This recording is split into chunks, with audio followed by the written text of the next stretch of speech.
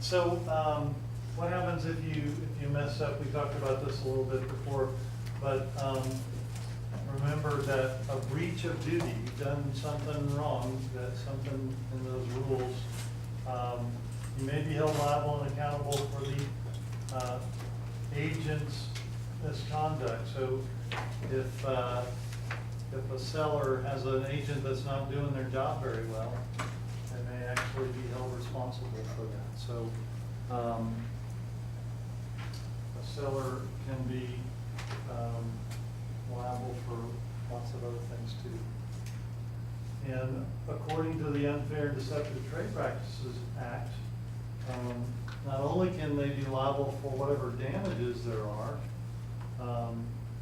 agents can be liable for 3 times treble those damages in attorney's fees. So the fines, it gets pretty expensive. Now, if it wasn't confusing enough, they came up with these various flavors of agency. But I don't want you to get it confused with things like dual agency and designated agency and some of those other terms. What I really like is to describe it in this way instead. We have, as brokers or as people, we have different scope of authority with different kinds of agency. You all know this perhaps as power of attorney, right? And so these 3 are levels of power of attorney or scope of authority. How much authority do you have? And so as a broker, it's possible you could have any one of those, but most of the time we just have one of those. And so we'll go through each one of them. So the universal agent is somebody that has power of attorney over anything that the principal can do. And this is very atypical for a real estate broker. Because think of the power that you have. You have the power to sell somebody's house without any kind of permission from them. Okay, so basically universal agency, you are the ruler of the universe. You can do anything that the principal could do. Where this would be found, let's say you had a great grandma that's starting to lose it, and she wants to give you power to deal with her finances, with her house, all those things. She might give you universal agency. They might give you power of attorney over everything so that you can pay her bills and sign checks and deposit checks and all the things that she would do. It's an unlimited power of attorney. But this is very risky if you're talking about any kind of real estate relationship. We really don't want that much power. It comes with too much liability. A general agent has a little bit less power. They represent the principal in a broad range of matters related to a particular business or activity. And so for most general brokers like myself, we're not general agents. We don't have that much power. But a property manager would be an example of a general agent. A property manager can sign a lease binding their landlord to that lease.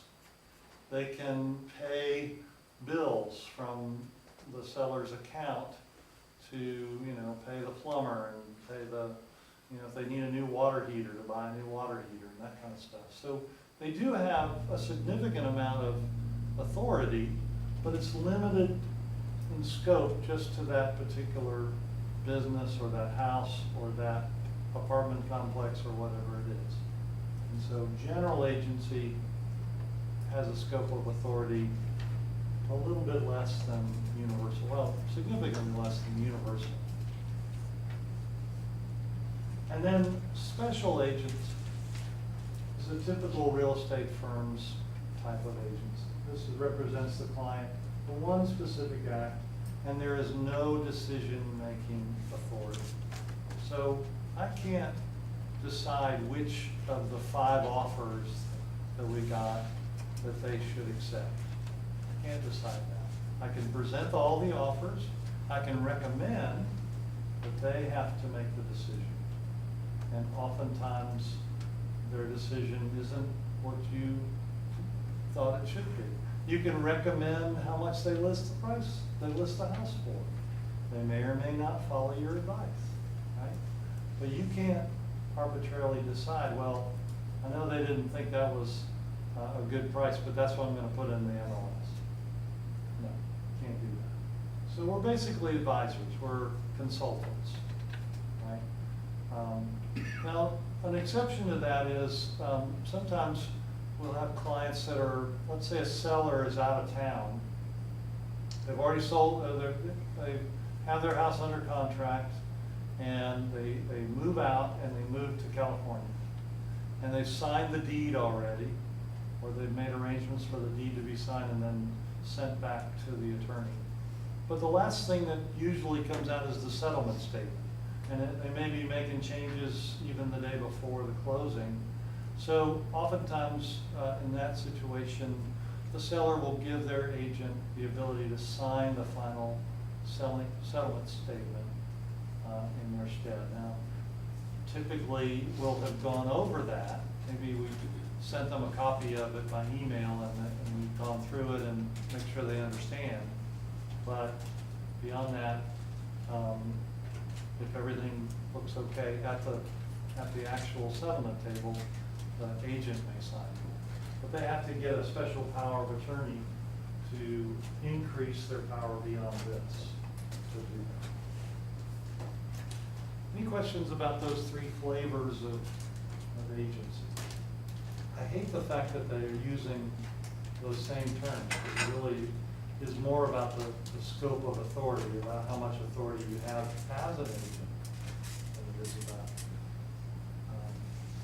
kind of tends to mix up terms a little bit. All right. So some other terms, we're still winding our way through terminology. Brokerage, of course, is a business that brings buyers and sellers together. There are brokers of real estate, there are brokers of businesses. I think that would be a pretty good gig, actually. Think about it. Somebody's got a business, you don't have a building to have to worry about, you're just basically selling their customers, whatever they've built up over the years. People make millions of dollars as business brokers. It's amazing. But a broker's license in the real estate world, licensed to list, lease, buy, exchange, auction, negotiate, or sell interest in real property for others, and most importantly, to charge a fee. So the test, the test may not ask you which of the following is the definition of a brokerage. But they might ask you, what can you do as a broker, right? What are your abilities, or which of the following things can you do when you're a real estate broker? For instance, I have an unlicensed assistant, and she helps me with paperwork. She helps me put together advertising and that kind of thing. And so she has a limited scope of things that she can do. She cannot answer any questions to any clients or customers about a house. So for instance, I couldn't just put her in an open house and say, here, answer any questions about the house that you can. I couldn't do that.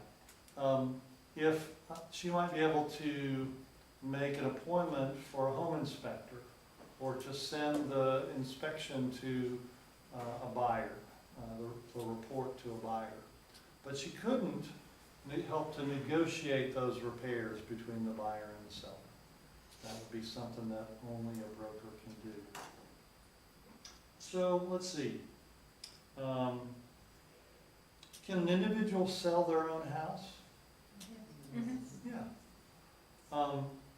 That's certainly within the law, but they can't help a neighbor sell their house and collect a fee unless they have a broker's license. So, if before you have a broker's license, you go to somebody and say, listen, I know a lot about real estate because I was in Wayne Young's class. And you say, how about if I help you find a buyer, and you just, give me a little cut from your, whatever you sell it for. Can't do that. So, and just bear in mind that a broker is always an agent of the firm. So, the brokers are part of the firm. Even if it's one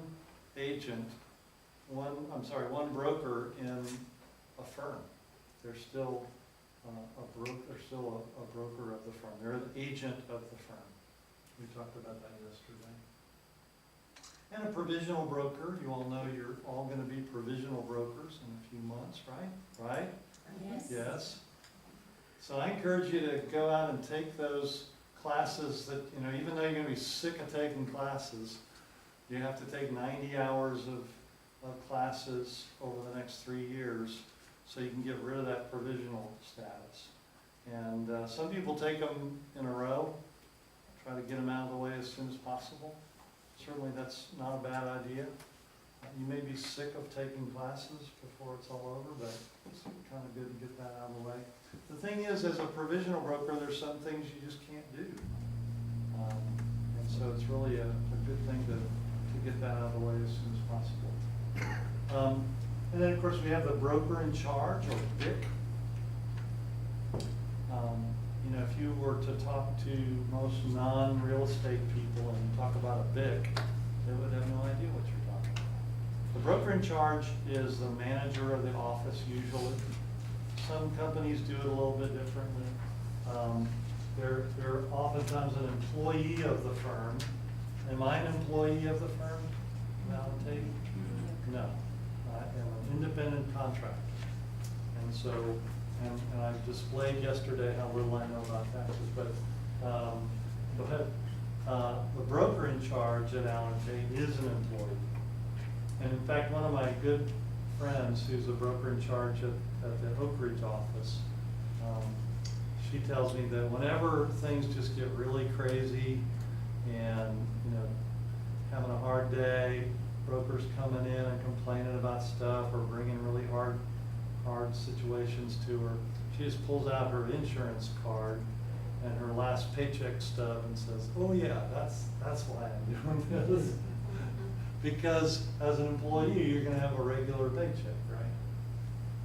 And they supervise the provisional brokers, so you have a very close relationship with the provisional brokers, and they sort of supervise the rest of us.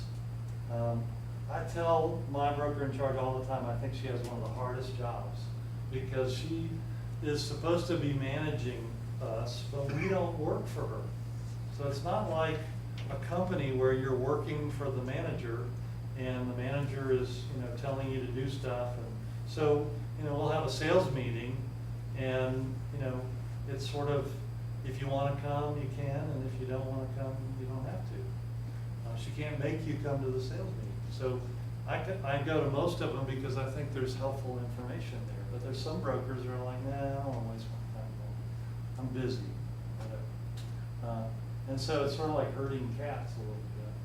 But the most important thing that the broker in charge is doing is trying to keep all of the brokers in the company from getting in trouble, from breaking the rules, from being sloppy with paperwork, and being sloppy with handling money and things like that.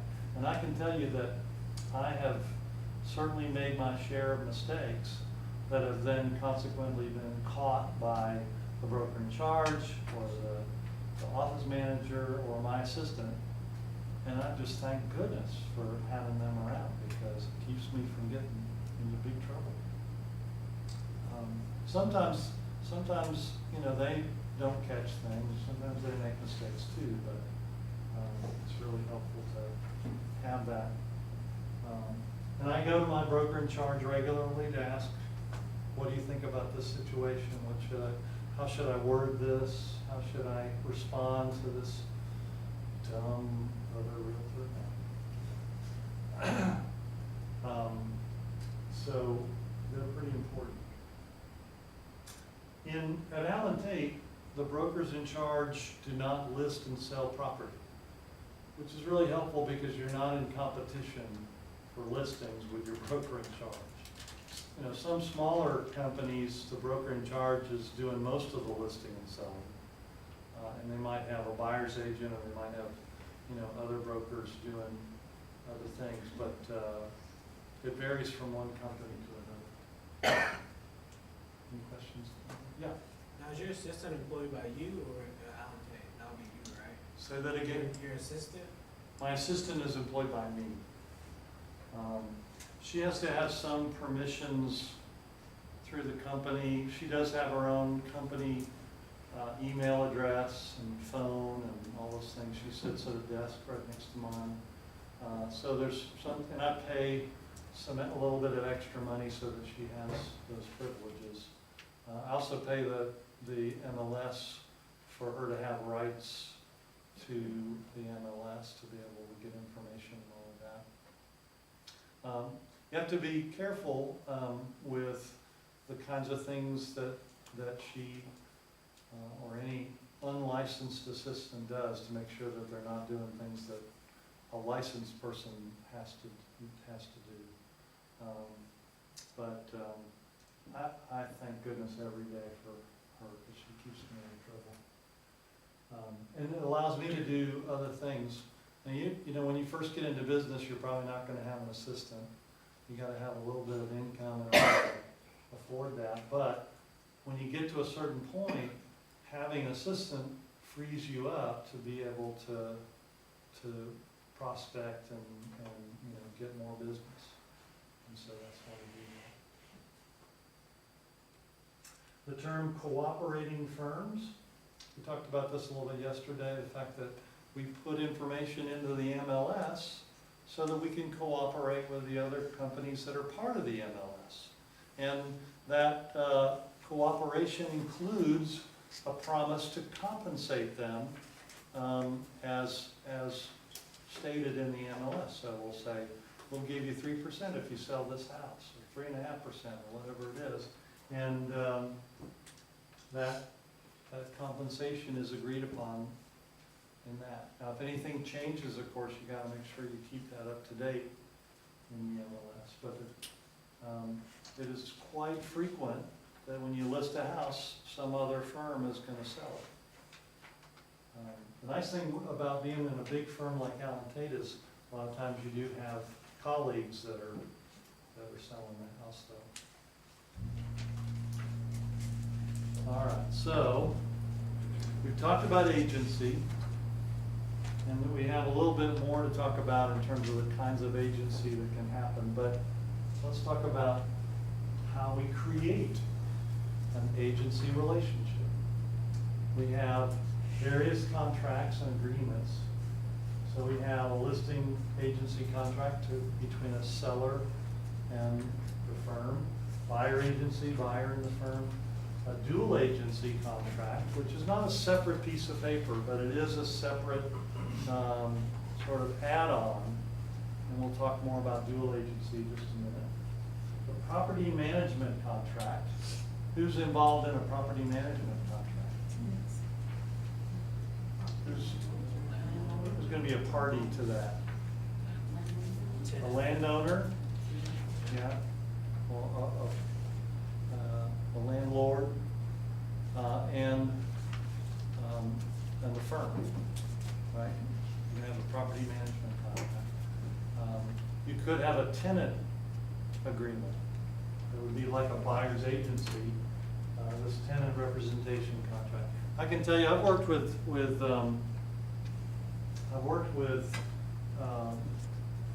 tenants to find them a house or an apartment. You can't make much money that way. Some firms, some property management companies will offer $50 or $100, or maybe even the first month's rent, if it's a, big rental. But it's pretty hard to make a living showing people apartments. Some people do that. And then two that I'll mention here that are agency contracts. The in-house brokerage employment contract. And that sounds like it actually is making somebody an employee, but it's kind of not. This is what I signed to join Allen Tate. So an in-house brokerage employment contract sets up the agency agreement between the individual broker and the firm. So in that case, I am the agent and the firm is the client, right, or the principal. Right? The in-house brokerage employment between the broker and the firm. And then cooperating agreements between brokers and firms. Generally speaking, this is just done through the MLS. We've agreed that we're going to work together.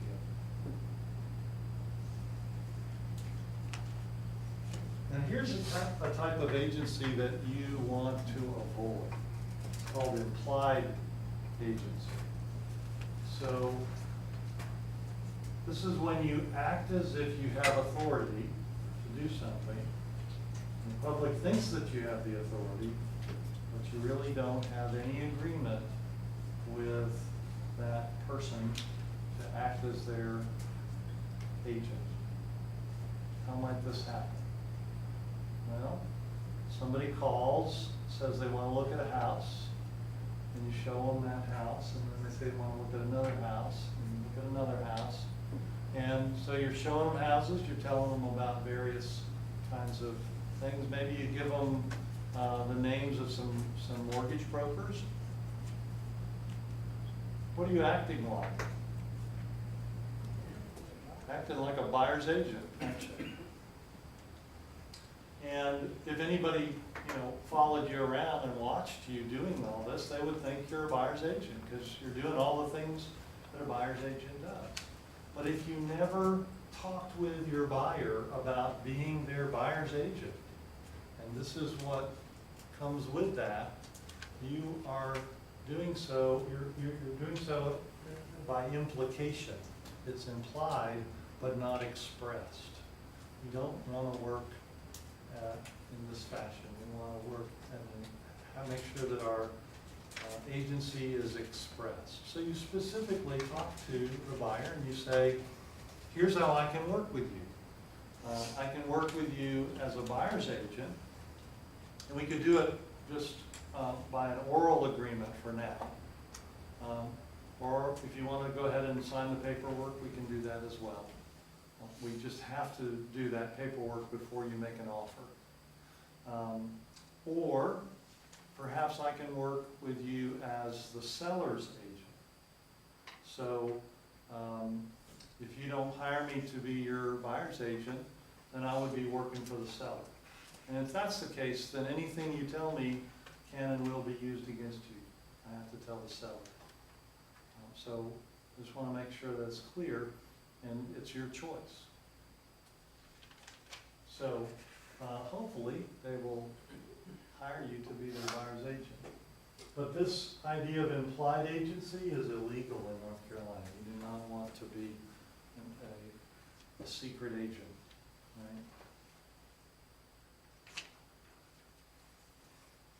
So when we create an agency agreement, first of all, it's got to be in writing. And we'll talk more about buyer's agency, but essentially even buyer's agency has to be in writing if you're going to actually help somebody purchase a house. So in order to be enforceable, you can show houses all day with a verbal buyer's agency, but you can't get paid. And that's what it means by enforceable, because if you're going to enforce buyer's agents, the only reason to work with somebody as a buyer's agent is so you can get paid, right? If you're going to help somebody sell their house, you don't want to do it gratis, for free, you wanna get paid. So in order for that agreement to be enforceable, it must be in writing. And that's another way of it being expressed. It's gotta be, you have to identify all the parties that are involved, and it has to be signed by all those parties. Sometimes this is a challenge. What if it's an inheritance, and there are 6 siblings? Who has to sign the listing agreement? All of them. All of them. And not just them, but their spouses too. I had a situation where somebody, I think they had 6 or 7 siblings. They all inherited this piece of land. And so we had they gave me a call, and this gentleman said, all of my siblings have given me power of attorney to sign for them. I was pretty new in the business at the time, and so I was like, well, that's great, that's great. So you can sign the listing agreement. Yep, I can sign the listing agreement. Okay, that's cool. So we put it on, we got a listing agreement, we started marketing it, and it did not sell. I mean, like a year, maybe even a year and a half went by. And we were able to continue to renew the listing and so forth. But eventually we got it under contract. But when during that year and a half's time, a couple of things happened. First, I learned that what they needed was some spouses' signatures as well, and 2 of his siblings had passed away. And those siblings had given their inheritance to their children, of which there were several in each of those families. And so what ended up happening, there was I think there were a total of about 18 owners of this little piece of land now. And when I sent this to the buyer's attorney, the buyer chooses the closing attorney. Closing attorney says, this is too complicated, I don't want to mess with it. The seller side. Because he had to get power of attorney from all of these different parties, and so that one person could sign the deed. And it was just a big mess.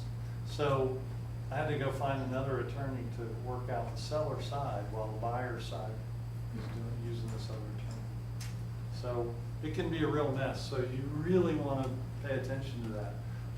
Another situation just recently, I went to list a house, and it was a woman, and she said, well, I'm married, but my husband is in South Africa, and he won't be coming here, at least not right away. So we had to send the deed to South Africa in order for him to sign the deed. And I'll tell you that they don't do things quite the same way in South Africa as they do here. So I think it ended up costing hundreds of dollars to just have it notarized. They didn't actually have a notary there, they had something else. And then to have it shipped, not overnight, it was more like over a couple of weeks to get it all the way back over here. So it was quite a process, but you gotta be prepared for all of that. And when you first start to list it, you gotta make sure you know who all the parties are. So asking lots of questions right up front. Have a definite termination date. You can't just put till it sells. You have to have a termination date. And so it automatically expires on that date. I've had situations where I was out driving with my buyers, and they said, what about that house? I said, well, that didn't come up in our search. I don't know. So I look it up, and it's expired. So I call the listing agent, and I say, your property is expired, and they'll say, oh yeah, I just forgot to give my seller the paperwork to renew it. You go ahead and show it. You can't, because when it expires, they don't have a listing anymore. There's no guarantee, and if they don't have a listing, then if you bring the buyers, you may not get paid, because there's no cooperation if they don't have a listing, right? Now, you might be able to get that listing, if you're the buyer's agent, you might go to the seller and say, hey, how about listing with me? Because obviously, this house is expired, but sometimes that works out, sometimes it doesn't. Contain the fair housing and non-discriminatory language set out in blah, blah, blah, which we'll talk about in more detail as well. So let's talk a little bit about compensation. We're talking about money here, right? So creation of agency must include a promise of compensation. But the source of the compensation doesn't determine agency. So most buyer agency contracts will say that we're going to try to get our commission from the seller, because that's the typical way that it works. The seller pays a commission to the listing agency, say 6%, and then the listing agency has agreed through the MLS to share some of that. So maybe they share 3% with the buyer's firm. And so the buyer's broker is going to get paid through the seller's listing agency. But sometimes that doesn't work out. Maybe that's a for sale by owner, or the listing agency doesn't offer any compensation. I told you that that's happened to me before as well, where you look it up in the MLS and it says 0% commission. Not a big incentive to show their listings, but that happens. So if it's if you don't collect a fee, you're doing this for, it's called gratuitous agency, you're doing it for free. The agency must be in writing in order for the broker to be entitled to any compensation. So, and how is it usual, how do we usually state that compensation? What form does it take usually? It's usually a percentage of the sales price. Percentage of the sales price. And sometimes, sometimes sellers will try to change that. Maybe they'll say, well, how about if we make it a percentage of my net? What does that mean? Well, that means, sales price minus whatever he owes on the mortgage, minus repair costs, blah, blah, blah. This is what I net. Well, you can have a percentage of that. No, that's not how it works. I had a listing appointment one time, and when I got there, they had this whole spreadsheet. I said, well, here's what we're offering. And what they said was, if you sell it in the first week, we'll give you this amount. If you sell it in the second week, we'll give you a little bit less. The third week, a little bit less, and the fourth week, a little bit less, the fifth week. And I looked at that and I was like, well, that is so creative of you that you came up with this whole thing. And I get it, right? What are they trying to do? Trying to incentivize you to sell it quickly, right? But there's something wrong with this system, and that is that do I, as the listing agent, decide when the house is going to sell? Of course not. Who decides that? The buyer, right?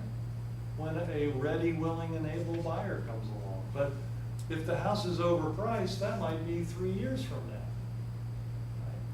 And so I have no control over when the house sells. None. I mean, I could spend all the money in the world on advertising, and if it's overpriced, it's just not going to sell. So it doesn't incentivize me to do that. On top of that, the longer I have the listing, the more money I spend on it, right? If I don't sell it after 6 months or after a year, and they take the listing away, I'm out all that money. That's just a risk we take in this business. But for me to get less and less over time, that makes no sense at all. If anything, I should make more and more over time because I've spent more money on advertising. assuming that I'm doing everything that I can. But most of that is spent in the first week, regardless of whether I sell it. You know, for all of my listings, I hire a professional photographer. I used to take all my own pictures, and I was very hard to convince that I couldn't do better, that I couldn't do as well as a professional photographer, because I had a really good camera, and you know, I tried to convince myself that I was really good. But in the end, my broker in charge said, Wayne, your pictures aren't as good as a professional can do. They got all the equipment, the lights, all that. And now, of course, we have drones and lots of, you know, lots of other technology, and I don't want to have to invest in all that, as much as fun as it would be to fly that drone around. But so that costs me money right up front, whether I sell it or not. Ads, when I advertise on the internet, MLS, all of that costs money right up front. So that deal didn't work out very well. I told them, no, I'm not willing to take this listing. So they found some agent that was new to the business and didn't know better. And she had the listing for like 6 months or something and didn't sell then either. I don't know what happened after that. So I think we're going to stop there. We're a little bit ahead of, or before the clock, but let's take a break, and then we'll come back. We'll talk about how we get out of agency, how we terminate that.